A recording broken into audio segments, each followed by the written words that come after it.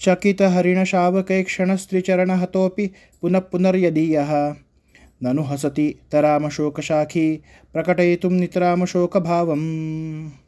चकित घाबरलेले हरिणी शावक म्हणजे हरिणाचे पिल्लू म्हणजेच पाडस, क्षण म्हणजे पाहणे, स्त्री म्हणजे स्त्री, चरणहत म्हणजे चरणांकडून लाथाडले गेले तरी, अपि म्हणजे तरी, पुन्हा पुन्हा म्हणजे परत परत, यदीय म्हणजे या वनामध्ये असणारा, अशोकशाखी म्हणजे अशोक वृक्ष, अशोकभावम म्हणजे शोक नसलेला असा, नितराम म्हणजे पूर्णपणे संपूर्णपणे, प्रकटयितुम दाखवण्यासाठी, हसती ननु हसत आहे जणू.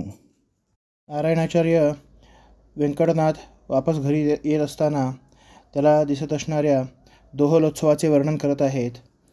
यावेळी अशोक वृक्षाच्या दोहलोत्सवाचे वर्णन करत असताना नारायणाचार्य सांगतात, या अशोक वृक्षाला एक सुंदर अशी हरिणाच्या पाडसाप्रमाणे डोळे असणारी मृगाक्षी स्त्री पायाने ताडन करत आहे, लाथाडत आहे.